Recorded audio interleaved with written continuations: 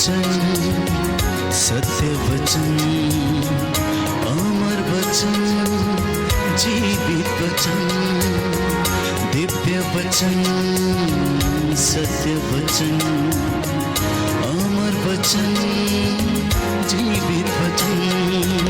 साई दा बामा बनी दा बामा बगरे सा निरे सा निरे सा निरे सा निरे सा।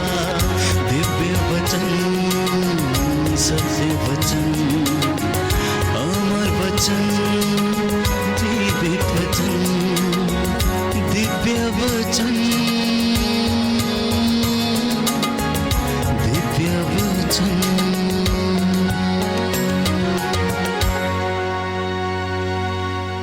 सबको जय यीशु की। प्रभु यीशु क्रिस्त में प्यारे भाइयों बहनों, पुनः मैं आप सभी लोगों का हार्दिक स्वागत करता हूं। प्रभु का जीवंत वचनों को सुनने के लिए, समझने के लिए, उन वचनों को ग्रहण करते हुए उन वचनों के अनुसार जीवन बिताने की शक्ति सामर्थ्य मांगते हुए एक सुंदर आदर्श क्रिस्तीय जीवन बिताने की विशेष कृपा मांगने के लिए मैं आप सभी लोगों का हार्दिक स्वागत करता हूं। आज के दिन में हम लोग मनन चिंतन करेंगे इस विषय को लेकर, किस नाप से नापते हो, किस नाप से नापते हो, ये हमारा विषय होगा। और ये विषय लिया है संत मत्ती के द्वारा रचित सुसमाचार अध्याय 7 पद संख्या 1 से 5 का प्रसंग, किस नाप से नापते हो। प्रभु के इन वचनों को हम लोग सुने, समझें और प्रभु मुझसे, आपसे, हम सबों से क्या कहना चाहता है, इस बात को हम समझने की चेष्टा करें। यहाँ पर लिखा है, दोष नहीं लगाओ जिससे तुम पर भी दोष ना लगाया जाए। हम में से कोई भी व्यक्ति यह नहीं चाहता कि हमारे ऊपर कोई दोष लगे, कोई हमारे ऊपर उंगली उठाए, कोई हमारे बारे में बातें करें या हमारा नाम खराब करें या हमें बदनाम करें। कोई भी नहीं चाहता। यहाँ तक मान लो हमने गलती भी कर रखी हो, तब भी हम नहीं चाहते कि हमारी गलती किसी को पता ना चले, कोई हमारी गलती का उजागर ना करे, हमारी गलती को प्रकट ना करे। और हर प्रकार से हम सभी बचना चाहते हैं, क्योंकि हमें ठेस पहुंचती है। अगर हमारे ऊपर दोष लगाया गया हो या किसी ने उंगली उठाई हो, हमें बहुत ही दुख होता है, ठेस पहुंचता है, बुरा लगता है। इसलिए प्रभु यीशु मसीह आज के दिन में हम सबों से क्या कहता है, दोष नहीं लगाओ। अगर मुझे दुख होता है, कोई मेरे पर दोष लगाए, मुझे ठेस पहुंचती है, मुझे तकलीफ होती है, मुझे मानसिक पीड़ा होती है, मुझे तनाव होता है, तो अगर मैं किसी पर भी दोष लगाऊं या किसी का नाम खराब करूं या किसी के बारे में बातें फैलाऊं, तो अगले व्यक्ति को भी बहुत ही दुख होता है, बहुत ही तकलीफ होती है, बहुत ही परेशानी होती है। इसलिए प्रभु क्या कहता है, दोष लगाओ मत, किसी पर भी दोष ना लगाएं। दोष लगाने का मौका भी मिले तब भी दोष ना लगाएं। दोष लगाने का समय भी या संदर्भ मिले तब भी दोष ना लगाएं। प्रभु यीशु पर लोग दोष लगाते हैं। प्रभु यीशु पर लोग दोष लगाते हुए कहते हैं, ये पापियों का मित्र है, ये उनके साथ बैठ के खाता पीता है, ये पेटू है, ये पियक्कड़ है, ये ऐसा है, ये वैसा है, साबत के दिन को तोड़ता है। इसलिए जब प्रभु यीशु मसीह पर दोष लगाया, प्रभु यीशु ने दूसरों पर दोष नहीं लगाया।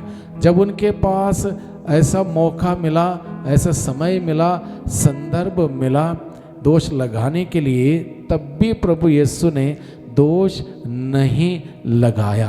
प्रभु यीशु के सामने व्यभिचार करते हुए पकड़ी हुई एक स्त्री को शास्त्री फरीसी घसीट के लाए और प्रभु से बताने लगे, प्रभु इस स्त्री को हमने पाप करते हुए पकड़ा है और संहिता हमें इजाज़त देती है ऐसे स्त्रियों को पत्थर फेंकते हुए हम मार डालें।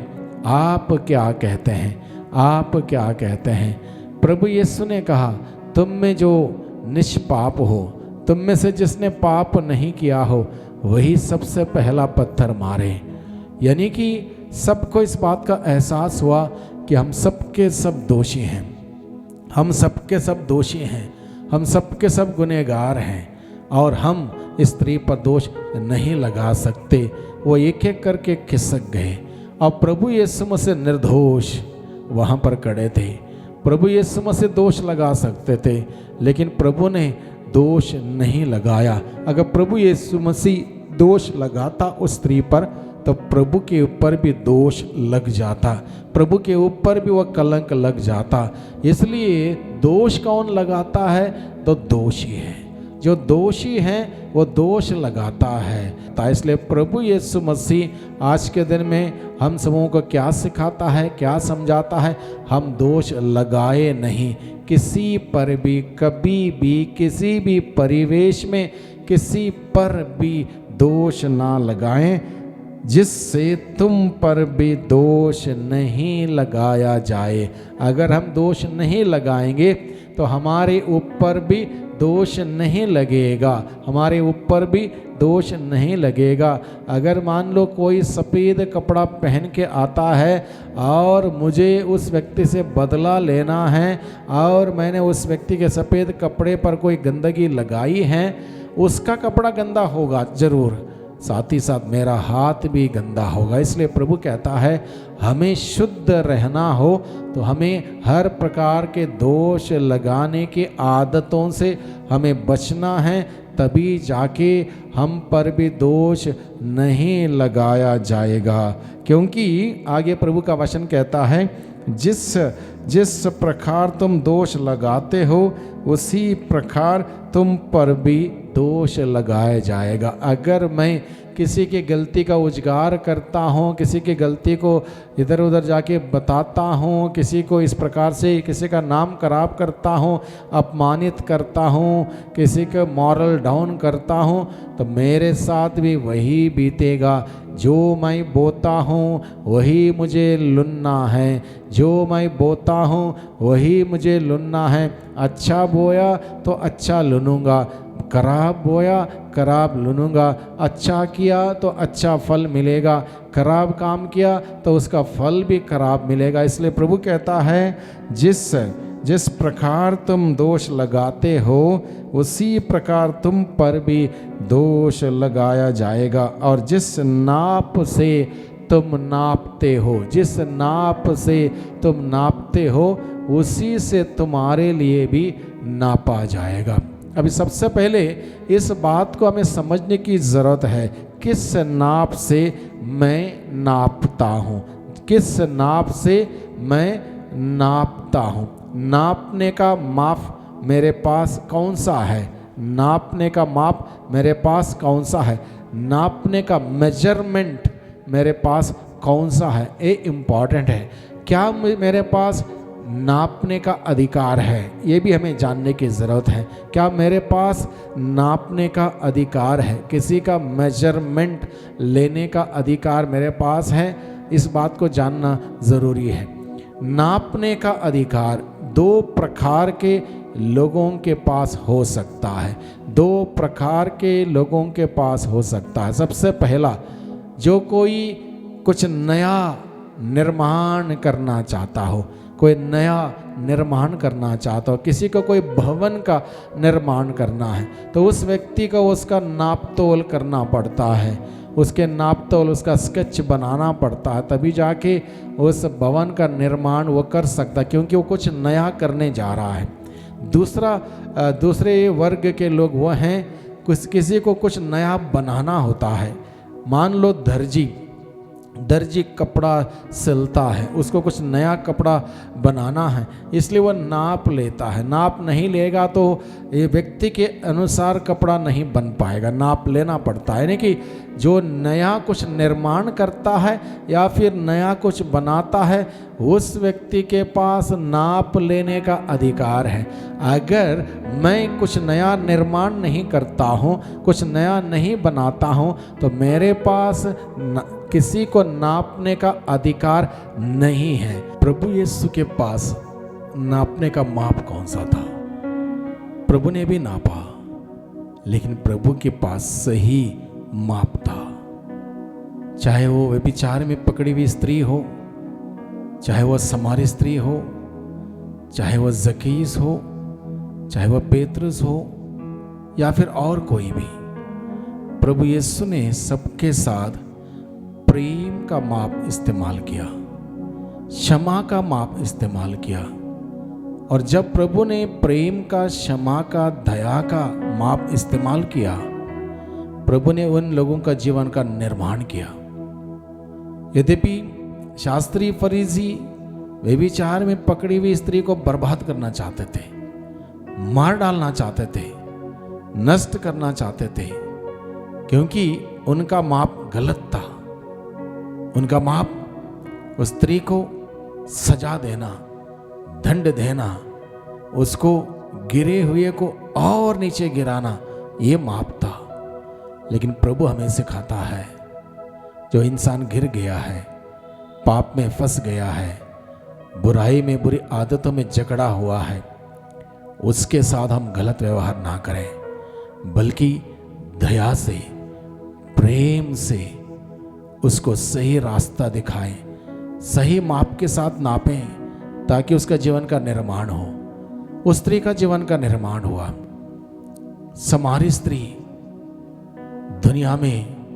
दुनिया के मोह माया में खो गई थी, डूब गई थी। प्रभु ने सही माप इस्तेमाल किया। प्रभु ने अपनी करुणा दर्शाई, अपनी सहन शक्ति दिखाई, सही तरीके से प्रभु उसको समझ गए, और प्रभु ने धीरे धीरे धीरे उसको सही बात, सही दिशा, सही मार्ग बताया। उसने सबको छोड़ दिया, पाप का गड़ा वो छोड़ के चली गई, और संजीवन जल प्रभु यीशु के पास वो लौट के आई। प्रभु यीशु ने सही माप से लोगों को नापा, और तब जाके लोगों का निर्माण हुआ, लोगों के जीवन में परिवर्तन हुआ, नयापन आया। इसलिए प्रभु आज के दिन में हम सबों को सिखाता है, नापने ना जाएं सबसे पहले, क्योंकि हमारे नापने का तरीका गलत हो सकता है, हमारा माप गलत हो सकता है। इसलिए प्रभु का वचन हमें बताता है, हम अपने ओर ध्यान दें, मैं कहाँ पर खड़ा हूँ, क्या करता हूँ, किस प्रकार का मेरा जीवन है। अगर मैं अपने को सुधारने के लिए तैयार हूँ, अपने जीवन में परिवर्तन लाऊं, अपने जीवन में नयापन लाऊं, तो मैं दूसरों के लिए उदाहरण बनूंगा। इस प्रकार से मैं दूसरों के लिए प्रेरणा का स्रोत बनूंगा। इसलिए प्रभु कहता है, अपनी आंख का तिनका पहले निकाल दो। दूसरों की आंख का तिनका निकालना बहुत ही आसान है। अपने अंदर झांक के देखो, अपनी कमियों को ढूंढो और सुधार लाओ। प्रभु हमें ये सिखाता है। प्रभु आगे हमें बताता है, दूसरों से अपने प्रति जैसा व्यवहार चाहते हो, तुम भी उनके प्रति वैसा ही किया करो। यही संहिता और नबियों की शिक्षा है। अगर हम सब कुछ अच्छा चाहते हैं, अगर हम चाहते हैं कि लोग मेरी तारीफ करें, लोग मेरे साथ खड़े रहें, मेरा साथ दें, मुझे प्रोत्साहित करें, मुझे शाबाशी दें, मुझसे प्यार करें, मुझे जानें, मुझे समझें, अगर ऐसा मैं चाहता हूँ तो मुझे दूसरों के साथ वैसा करना है। इसलिए प्रभु का वचन कहता है, दूसरों से अपने प्रति जैसा व्यवहार तुम चाहते हो, तुम भी उनके प्रति वैसा ही किया करो। और तभी जाके हम लोगों का जीवन का निर्माण कर सकते हैं, कुछ नयापन ला सकते हैं। इसलिए प्रभु की बातों को जो हमने सुना है, बड़ी गंभीरता से ग्रहण करें, दिल में संजोए रखें, उसके अनुसार जीवन बिताएं, जिससे कि हम सभी एक दूसरे का जीवन का निर्माण करने वाले बने, एक दूसरे के जीवन में नयापन लाने का कार्य करें, और हम सभी नवीन होते जाएं। आध्यात्मिक जीवन में, हमारे जीवन में नवीनीकरण होता रहे। आइए हम प्रार्थना करें। सर्वशक्तिमान पिता परमेश्वर, धन्यवाद देते हैं आज के दिन के लिए, आज के वचनों के लिए। आपने अपने वचनों के द्वारा हम सबों को सिखाया कि हम सभी दोष ना लगाएं और उससे बचें। अगर ऐसा करेंगे हमारे ऊपर भी दोष नहीं लगेगा। अगर हम किसी पर भी नापने नहीं जाएंगे तब हमारे साथ भी वैसा ही किया जाएगा। हम भी समझे जाएंगे, हमारी मदद की जाएगी, हमारी तारीफ की जाएगी। अगर हम ऐसा करेंगे दूसरों का जीवन का निर्माण कर पाएंगे। प्रभु हमें सिखा, आपके वचन के अनुसार जीने के लिए हमें कृपा दे, शक्ति दे, सामर्थ्य दे। दुआ करते हैं उद्धारकर्ता यीशु मसीह के नाम से, आमीन।